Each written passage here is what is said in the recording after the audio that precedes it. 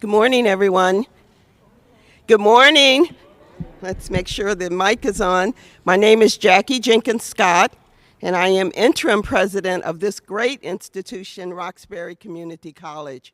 We are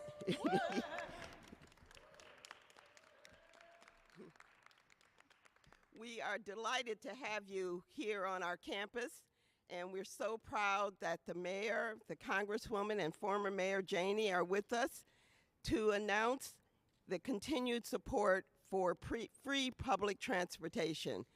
And we want to just kick this off with helping you to understand why their advocacy is so important to everyday students and people in our community. So I am pleased to ask two of our students, our trustee student representative, Alberto Castro, and our nursing student, our fabulous nursing student who is going to change nursing for us, Andrea Jonas, will kick us off by just offering a few words of why this is so important in their lives. Hello, my name's Andrea Jonas. Is it? Make sure the mic is working for you, Andrea. I don't think it is. It's on? Can you hear us? Great. Okay. Hello, everyone. Good morning.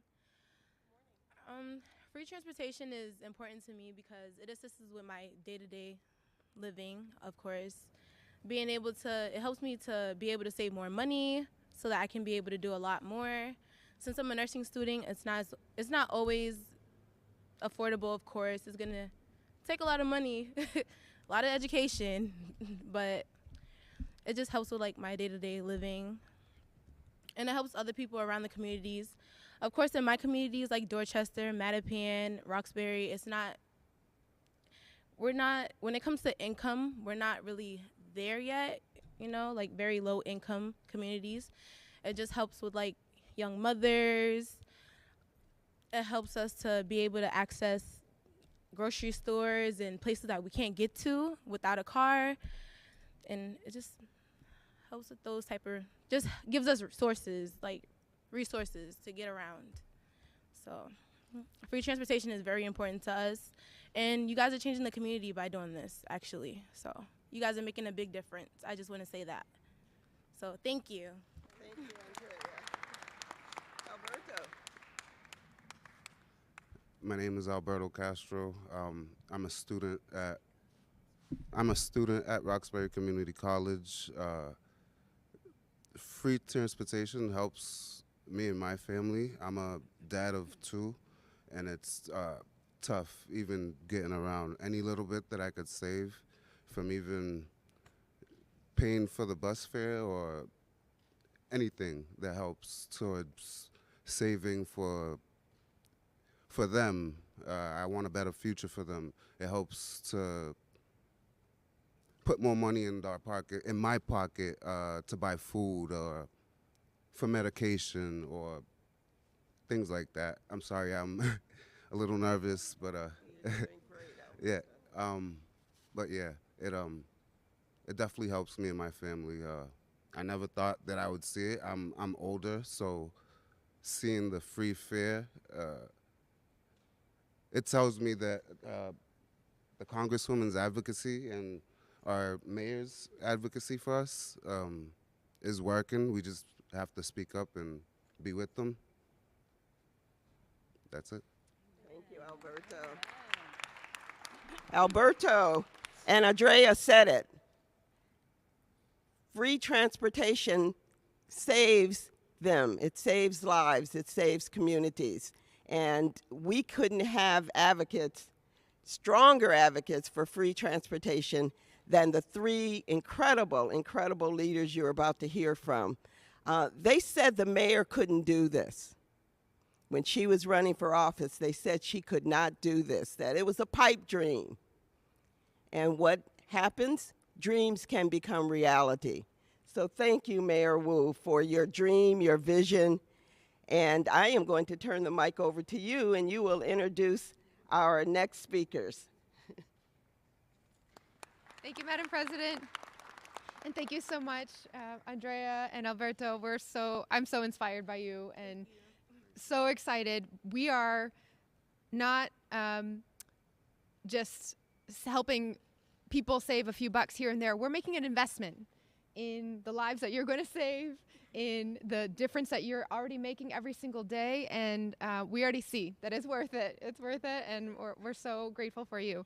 I'm honored to be here today to celebrate the continuation of work that has been a long time coming, and work that was made possible with the helping hands of many in our community, coalitions of advocates and activists and residents who had come together year after year after year to keep pushing, despite being told it was impossible. And then a mayor who made it happen. Mayor Janey launched the city's very first free bus route, and I'm so grateful, so you'll hear from her next. I wanted just to add a bit of detail, because not only have we been able to expand that and build on her work, we were also able to get the results back of the analysis and the study that was done because that 6-month pilot was able to run, and really tell us in great detail what it meant for families and what the costs and benefits actually were. And so in some of the conversations that Andrea and Alberto had with us on the bus, what's clear to me is that every little bit builds on itself.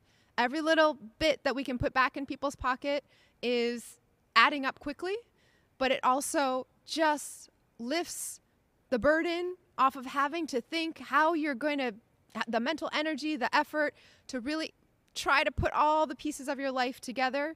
I think any working parent or family member with kids is used to that daily toil of how am I going to get here on time, get back to pick up the kids, get to figure out what's for dinner and how we put that on the table for everyone. And so even talking to Alberto, it's a very familiar feeling that if you have to get all these things done and transportation is an extra cost and a barrier, then you start to ration what you have to do, or you try to just jam things together in ways that are inconvenient.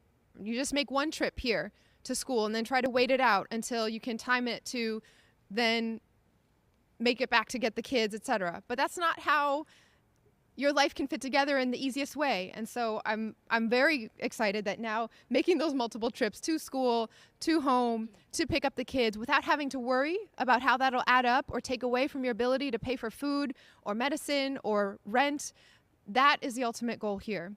And that was something that came out in the analysis and the study results. Not only did we help save money for our residents, money that is then directly invested back in our communities and our local small businesses at a really important time, but what we heard loud and clear was that people also just felt so much better about being part of community, about being connected to and able to access everything that Boston has to offer, and not have to worry about that sense of shame, right? If you're in line at the bus already, then you realize actually you don't have enough cash to get on, or actually your card isn't filled up enough to take this ride. That feeling, that additional mental turmoil adds up to a lot, day after day after day, trip after trip. And so as the three of us have been saying for a long time, knowing from personal experience, riding our buses, riding the T, pushing a big double stroller with 2 babies in it, getting your grandkids and your kids around, trying to make sure that we can get to our obligations and work and everything on time. Public transit is a public good. It is fundamental. And this is a city that has always stepped up for the public good. When Boston does that, when we make an investment in our future and the ways in which we are all connected to each other, we change the course of history. We change the conversation around the country. And we're seeing that with this as well. That cities around the country are looking to Boston and are taking inspiration from what we do And it's really the collaborations between Boston, Lawrence, Worcester, Brockton, here locally, that have started to grow our momentum to really show what's possible. Despite many, many years of being told that it might be too hard, too expensive, too complicated, it turns out that when we choose to make an investment in our people, in our residents, and make it so that everyone fundamentally has the right to access every opportunity in Boston, that's how we actually get to a city for everyone. And so this couldn't be more important. I'm so grateful that we have federal funds available for our recovery that we are putting to good use with this. These are the communities along these bus routes have been disproportionately impacted by the pandemic. These are key economic corridors for our city, and this is where we are already starting to see, and we'll just see it amplify, the results of our investments in opening up the opportunities and the jobs and the social activities, the recovery. This benefits the entire city of Boston when our communities have more access to our city. So I'm so honored to pass it on to Mayor Kim Janey, who kicked this all off and has been such a strong partner. We rode the 28 bus together how many years ago now? 4 years ago, pushing for this, and it's an incredible inspiration always to stand by her. Good morning, everyone. Can you hear me? It is a delight to be here. I want to start by thanking President Jenkins-Scott for her hospitality, for her leadership in our city. I'm so grateful to you. I want to thank our students, Andrea and Alberto. They really have told the story. As someone who grew up here in the city, I relied and continue to rely on public transit. I remember my mom, who is here with us today, taking me out on buses and on the train ride, coming into Dudley, and we'd take that little turn, and the train felt like it was going to fall off the tracks. As a young single mom, I relied on public transit, taking my young daughter around, whether to school, whether to parks, whether to doctor's appointments, playgrounds. It is how I had to get to supermarkets. Still to this day, people ask, well, why don't you have a car? I don't own a car because I live in the great city of Boston. Well, I'm temporarily in Cambridge, and I did take the #1 bus to get here from Cambridge, that #1 bus that our Congresswoman rode and told the story of inequities. And that's what this is about. It is about addressing inequities in our city. And we know that they are long-standing. You heard Mayor Wu talk about the disproportionate impact. This issue for me is deeply personal. It is an environmental justice issue, it is an economic justice issue, and it's a racial justice issue. That is why, as mayor of Boston, I was proud to launch the Fare Free 28 bus pilot, to look at how fare free ridership could impact our buses in terms of making them more reliable, that they would run more smoothly and more quickly with all-door boarding, and that this would be a big relief for families in our community who have been hit hard by COVID and were hit hard long before COVID. This was an issue. And so looking at Blue Hill Avenue and the communities of Dorchester, Roxbury, and Mattapan, and making sure that we could offer fare-free transit last year, and that pilot has now been expanded by Mayor Wu to continue the Fare Free 28 bus, to add the 23 bus, and to add the 29 bus. This is a game changer. And you heard why. You heard from students who talk about this in real time and what it means for them and their families. This is so important, and it demonstrates what can happen when we work together, when we work with the advocates, when we work with each other in elected government, when we are making sure that we are doing what is best for our community and those who have been marginalized for far too long. So I couldn't be more thrilled. Mayor Wu pointed out that we rode that 28 bus all the way from Mattapan Station to Ruggles. And it took quite some time because there are folks who want to board the bus who may not have money on their Charlie card, or maybe don't have all the change needed. Or if they do, they're taking time putting the change in. This is a real significant day in the city of Boston, people, that we've done this, the advocacy of our Congresswoman in making sure, and all three of us know what it's like to take public transit and to rely on public transit as a mode of transportation. Our students know what it's like. My mom knows what it's like. And all of the folks that were on that bus that got us here today know what it's like when a bus passes you by because it's too packed. And they come doubled up together at the bus stop and they just pass you by. Happens all the time. Makes you late for work. When black riders have to spend 64 more hours on the bus, that is time away from their jobs, time away from their families, time that they're not earning money. This is a real economic, racial justice, and environmental justice issue.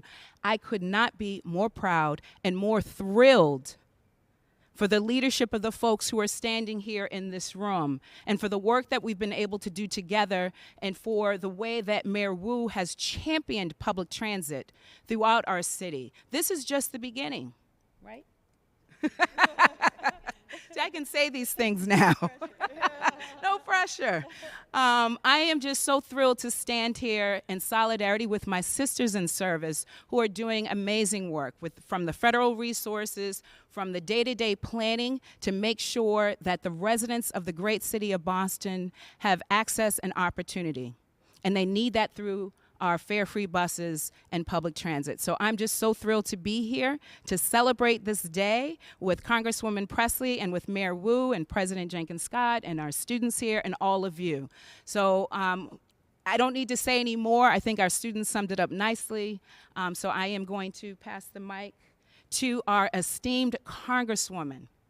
Congresswoman Pressley has represented the 7th Congressional District so well. She is getting resources to our community.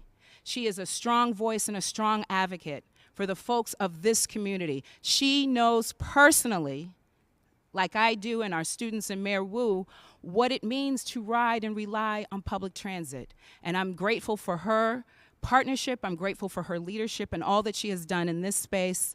Without further ado, Congresswoman Pressley. Thank you. Thank you, Madam Mayor. You know, I love this visual, and if it's telling a story that women are always on the front lines leading, I mean, it's just the truth.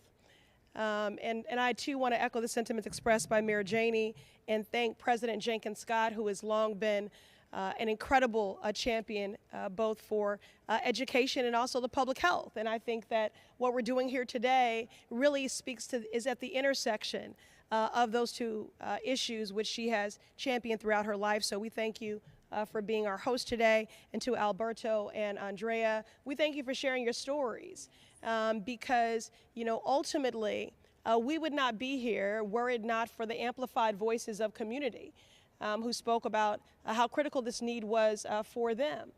And as I've said so many times before, the best collaborations are those that are community-driven and government endorsed and invested in.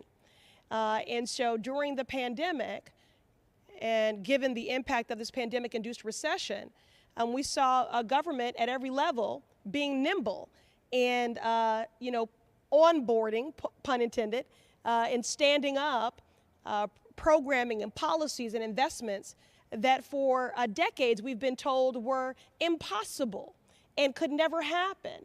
And because of political will and courage, that of Mayor Janey with the 28 bus route, and now we see that legacy continuing in that program and that access being expanded under the leadership of Mayor Wu.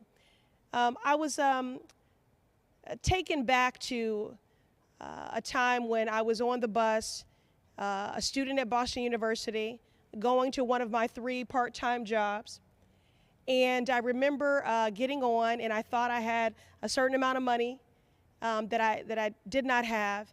And just the community of fellow bus riders, and we've all done this before too, and people saying, I got you. You know, and people digging into their pockets and making sure that I could get where I needed to go.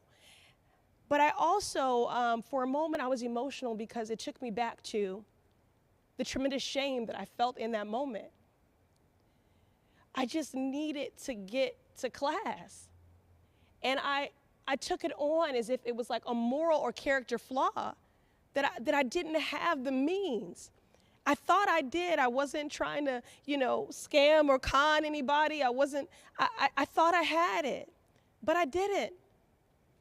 And so there are so many people who feel that this is a moral or character flaw. I remember one of my first jobs in government, and every African American on that staff who lived in Boston was late for work every single day. And again, we took that on as a moral and character flaw, and as if it was,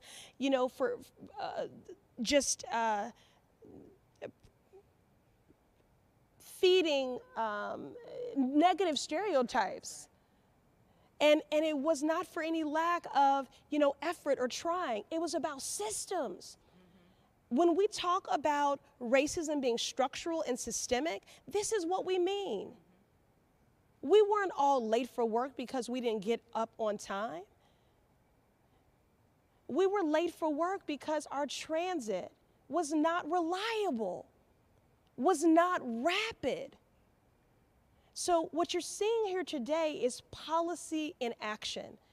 And it is our job, as people in government, to first and foremost meet the basic needs of people. And this is a basic, essential need. How demoralizing when you don't have equitable access to a basic need. The helplessness that a mother feels that she can't get to childcare on time, a father feels to get his children to school on time. An elder to get to a medical appointment, or this is not just about healthcare appointments and job interviews and jobs and school and childcare. This is about people not just calling a city their home, but making a life. And the difference between a city being a place that you call home and that you make a life in, that you have roots in and feel connected and a part of, has everything to do with your ability to navigate it. Everything. Were it not for public transit, so many families would not have the opportunity to experience the vibrant arts and culture, in this city, to access our green space and so many other things. So yes, this is about meeting the basic needs of people in the most utility sense. But it is also about that which I just spoke about, the real heartbeat and verve and pulse of a city. And that is true livability, when you can just get from point A to point B. So public transit is a public good, and we have to invest in it and treat it as such. And that is why I'm proud to be a co-founder of the Future of Transportation Caucus, where we affirm that federal funds should not be invested to perpetuate structural and systemic inequities when it comes to transit access, but instead that those federal funds should be spent centering equity, accessibility, sustainability, and connectivity to jobs, to education. And it's also why I'm proud to be a co-author of federal legislation with Senator Markey, the Freedom to Move Act. And it's as simple and as plain as the title of our bill, the freedom to move. Public transit is a public good. And so it is just incredible to be here with these extraordinary women leaders and two extraordinary community members who we are better enabling to bring their contributions to bear to this city, to our Commonwealth, and to our country. So I will end there, but I did want to, for the record, just offer some statistics, some data points here. All of us up here are data nerds, so we like numbers. But I'm also a bit atrophied and I can't remember them all, okay? So I'm gonna refer to my notes here. So for the 28 bus route under Mayor Janey, which was initiated as fare-free, bus ridership increased substantially during the pilot, 38% increase since the start of the pilot, 38%. 4,000 additional trips per weekday. I also wanna say that that's about our economy too. this is not just about closing the racial wealth gap, which we must do, and I care about having the most unequal congressional district in our delegation, which is why my campaign centered around that #1 bus ride. We're from Harvard Square to Nubian Square. Life expectancy dropped by 30 years and median household income by $50,000. So yes, I care about closing that racial wealth gap. But if people are riding, and again, connect to community, they're supporting local business.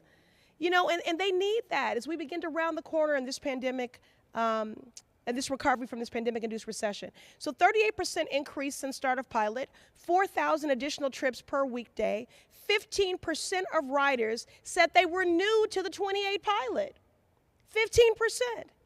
And then system-wide bus ridership, you know, initially had only been 15%. So anyway, I know today we rode the 23 and not the 28, but I just wanted to offer those data points as evidence of what is possible. So thank you all for being with us here today. No questions? Oh. The mayor and the congresswoman and the former mayor are willing to take some questions if there are questions. Yes.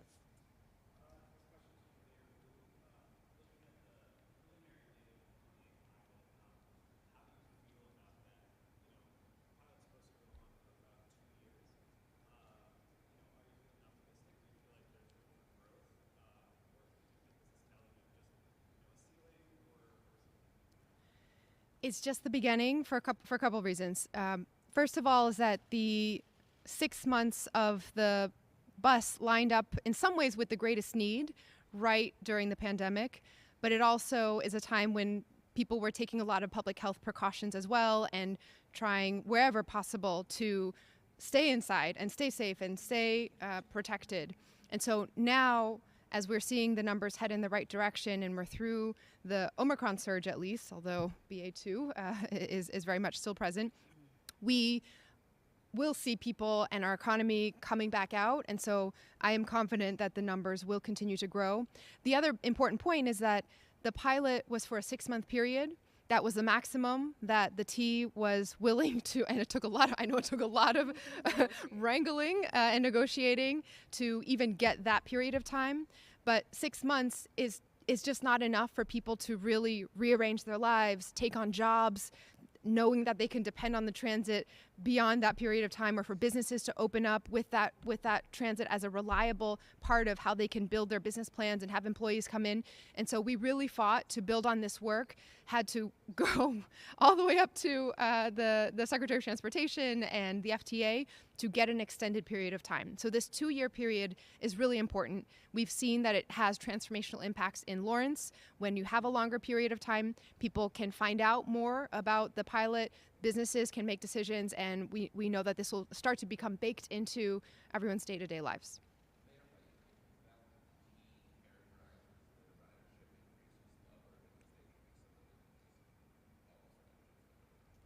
Wait, sorry, say the last part again, Sean?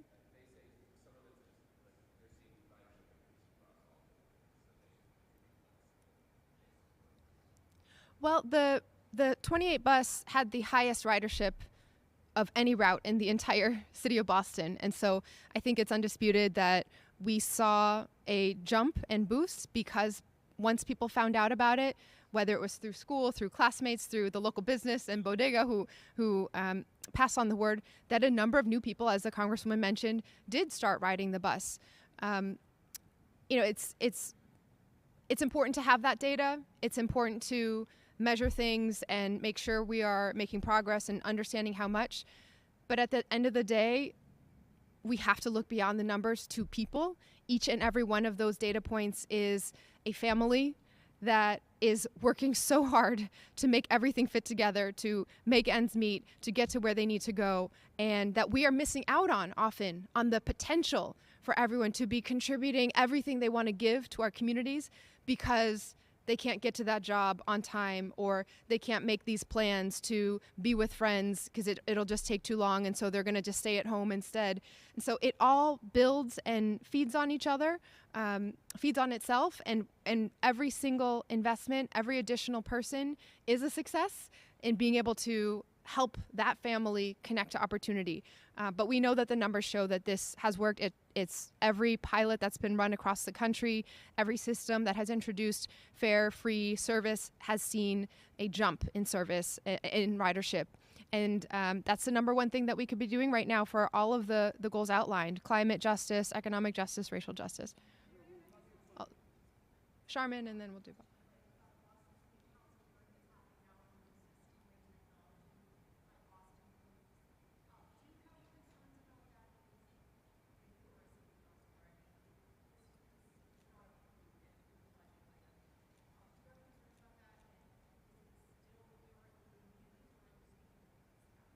Yep, so this is another example where we see the impact of policymaking. This is an ordinance that's very special because this was an ordinance that Mayor Janey and I, along with Councilor Arroyo, proposed as councilors, and then she was able to sign it on the other side as mayor.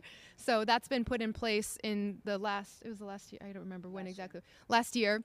And so with that legislation in place and with those policies set, there's now a very clear set of criteria, mechanisms, and process for any new surveillance technology to have use policy, privacy parameters, public knowledge and participation, and council approval.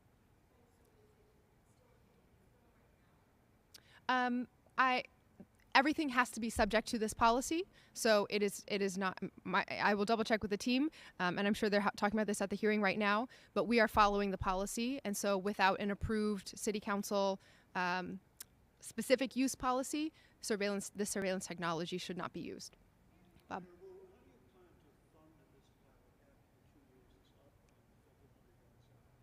Yeah, well, some of what I keep saying is that our biggest barrier in Boston is believing that we can't do more.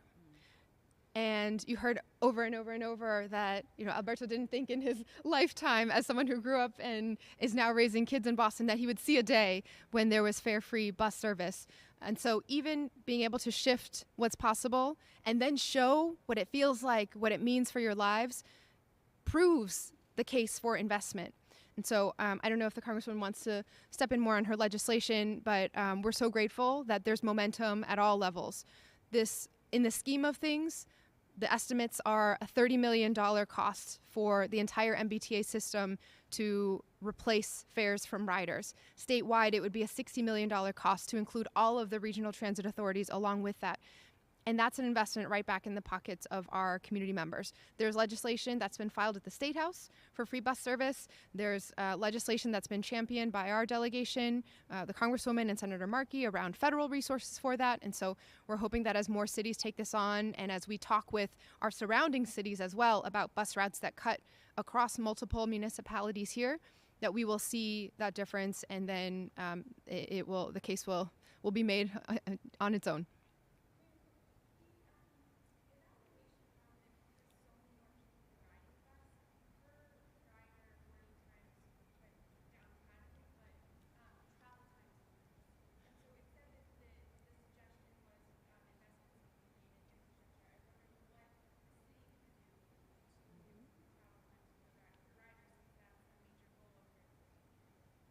We came in on the 23 bus, and it was a sort of standard size bus instead of the double buses that the 28 route uses. And it was packed person to person, even at, I don't know what time, even a little before noon on a weekday. And so the demand is there, right? When we take down barriers for affordability, people use the service. And so we definitely need to see investments in service and reliability along with investments in affordability. One reason why we picked these particular bus routes is that all three intersect with important service, important design changes on our roadways that also improve service and reliability. So whether it's the dedicated bus lane on Columbus Ave that will speed up service with that center running bus lane, or the planned improvements that are still in community process along Blue Hill Ave with funding from our RAISE grant, $15 million from our federal champions, making that possible so that we can make the roadway changes to speed up service. And then we'll continue talking with the MBTA about the need for increased service and routes too. But every bit that we speed up that bus does move it along faster, we do need to plan for the increase in demand. Do you want to add anything on these fronts? Okay. Last question.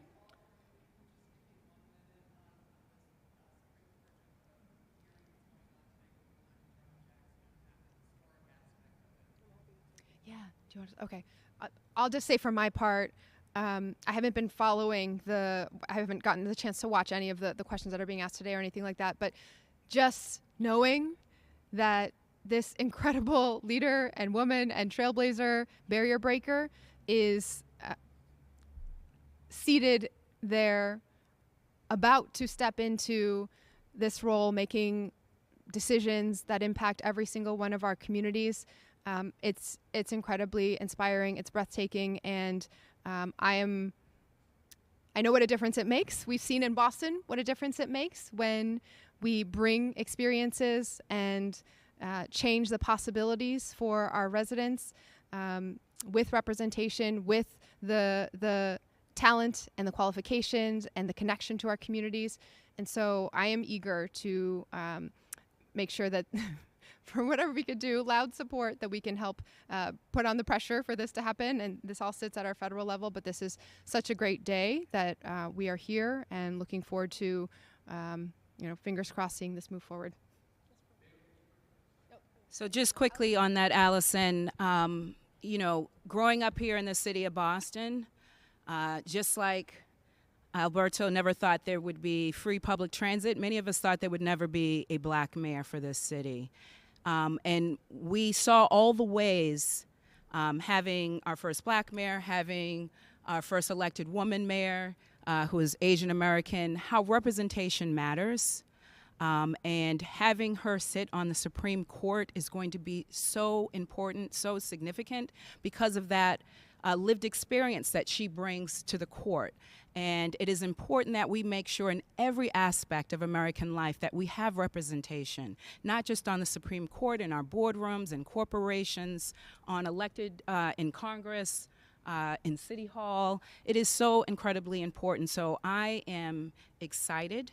I will certainly join and do whatever possible to make sure that she is confirmed.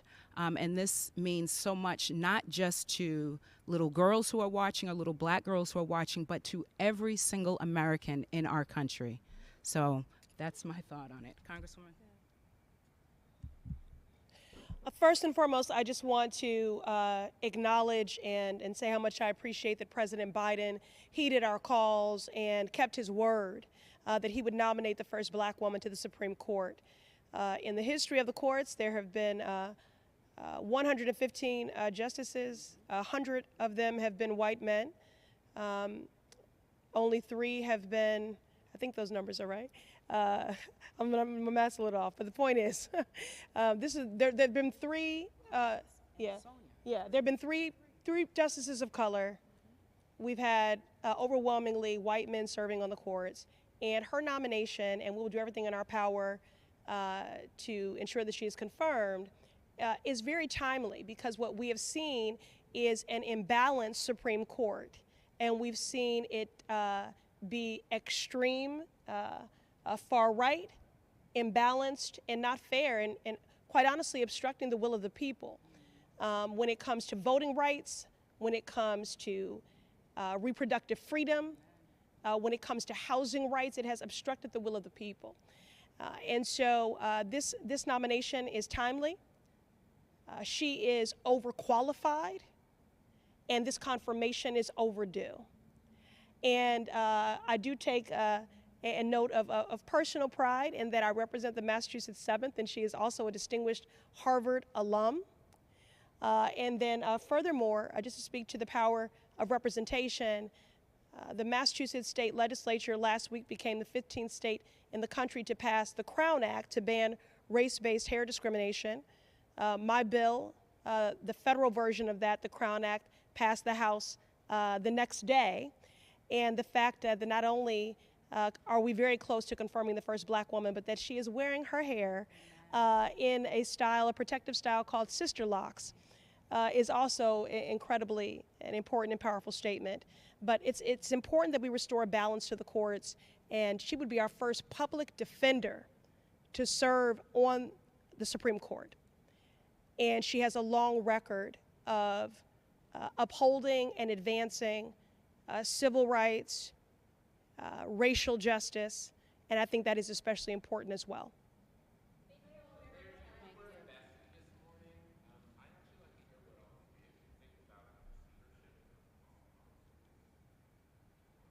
I think we're done here. Public transportation is public good. Thank you, Congressman Janey. Congressman. Thank you. Good to see you. Thank you. Thank you. Thank you. Thank you.